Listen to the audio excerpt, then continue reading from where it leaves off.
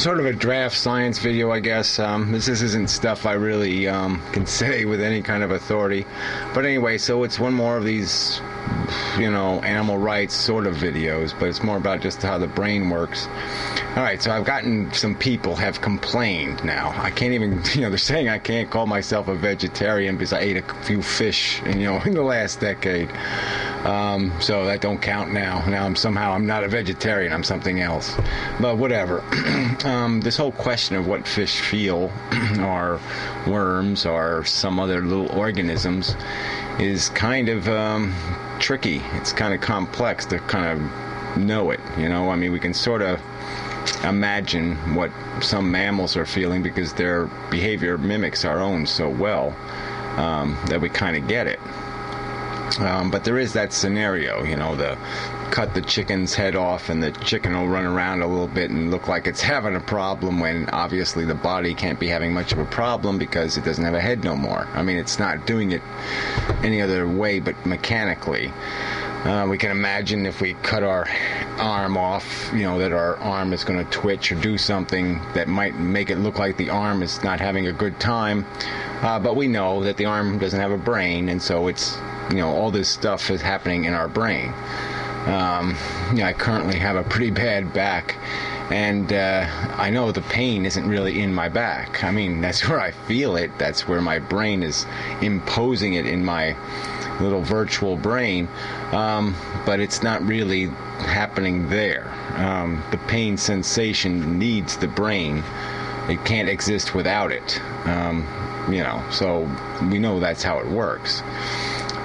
So again, is a fish a reflexive organism? Is what it's doing just reflexes, or is it reacting to a feeling? Is it doing the twitching arm, the decapitated arm thing, or is it doing something more like what we are experiencing when we're in trauma? I guess I would sort of argue that I think sensation came about because organisms need to be attracted and repulsed, and they needed to react not in a definite same way every time kind of way. They had to have some sort of ability to balance the necessity of doing something.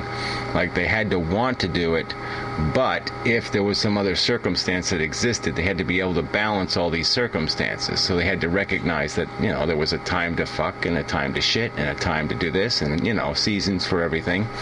That there was great advantage in moderating how you reacted, so you were better capable of protecting yourself from vulnerabilities, because you could have two desires at the same time, or two emotions. You could have desire or want, and you could also have fear. You could also, so you could be mindful that there's a risk to eating at this moment, and then you could say, well, maybe I'll wait a few hours till the beasties are out of the pictures before I go out into the field. That kind of thing.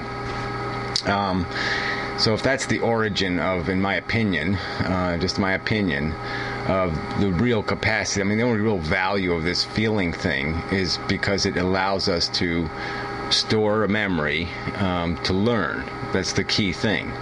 And so they have found that earthworms can learn. It's really crude, but they can learn left and right. If you take an earthworm and let it go to have a choice of going two different directions, and one direction gets a hot light that dries it up and the other direction gets its food, it'll eventually learn just to go the direction where the food is. It won't bother wasting its time going left anymore.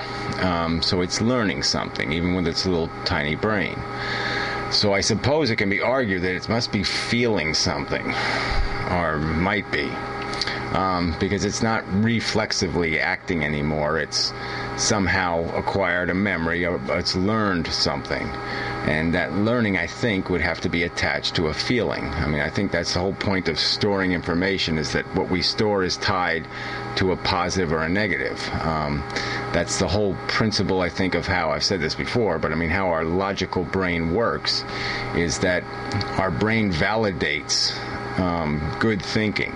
if we put 2 and 2 together and come up with 4, our brain validates it by a little subtle, that felt good. It's encouraged when it successfully comes up with something, and then it's frustrated when it's wrong, or when there's something not quite right, or there's guilt, or there's some, we can rationalize things, but we feel the little emotions trickle in there, like, I know I'm bullshitting myself, I'm really, there's some kind of, the mechanisms are there where we just can't quite validate a thought because we have a suspicion that it's bullshit.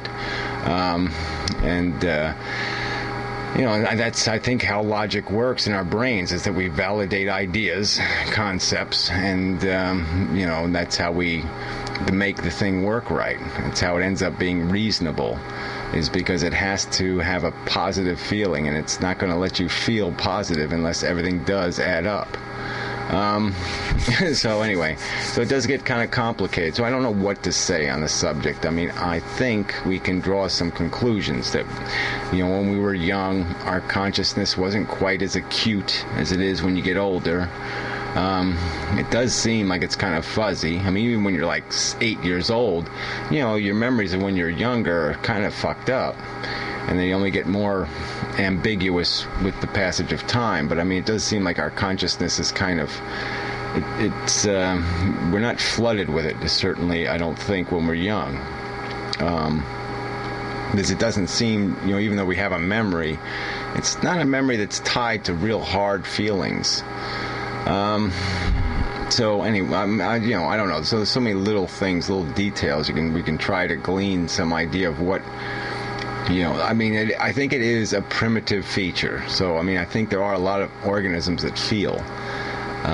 It's kind of frightening, which is irrelevant, but I'm just going to say it. It's kind of frightening to imagine that if all the insects are having complex emotional lives, then man, this story of life on Earth is even more depressing than is even comprehensible. I mean, the amount of carnage, if little bugs, when they're getting eaten by the praying mantis, are screaming, and are going through some horror,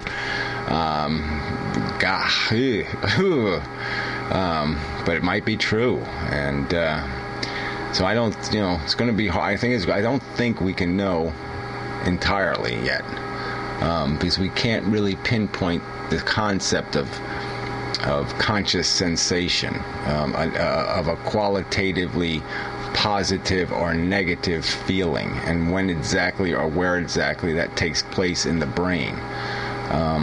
But I think we can speculate just based on how the rest of it works, that it's sort of a fundamental component of an awful lot of what's going on in our brains, and so that it's probably been around a long time, and that's a little worrisome. So I'm not saying you're not right to worry about fish. I'm just saying it's a gray area, and especially when you start getting into crustaceans like a clam or some other organism, we're getting very small brain now, and we're getting to a point where I'm not quite sure if there is something to worry about there. But all of it's worrisome. I'm certainly not advocating that somebody can treat a fish like a blade of grass, because at least we definitely know they're two different things.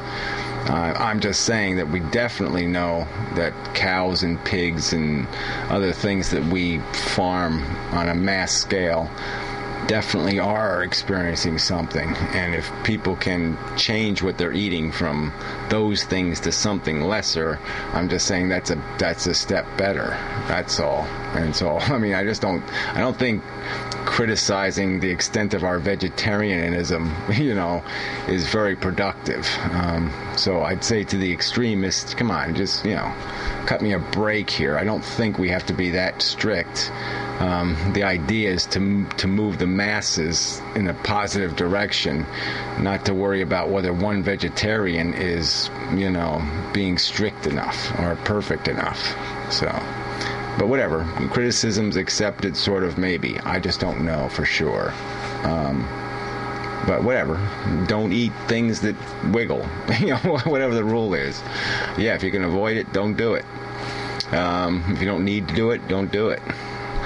I can't say I've ever gone out and intentionally bought fish. I mean, it just happens to show up now and then. Something will be here, and I'll just say, okay, somebody gives me something. Well, what the hell? I'll eat that. Whatever. I'm not going to defend. Well, I'm not going to worry about it. I mean, if you want to worry about it, you can worry about it. But I think I'm vegetarian enough. But whatever. You can think otherwise. So that's enough. Did check out the Amazing Atheist blog TV. 1,000 people in there. 1,000 fucking people. Couldn't hear any sound though. But his mother was making faces behind him, and he was picking his nose. And I'm saying, okay, well, at least we know what he is. Picking his nose for 24 hours. Great. And pointing to his donate button. So I don't get it. But whatever. This is the world we live in. What can I say? I don't get it. Yeah, I said that already, but I'll say it again. I don't get it. Doesn't cognitively make sense. Can't do anything with it. But yeah, but okay, I didn't realize it's enough, right? I think it's enough. I'm gonna hit the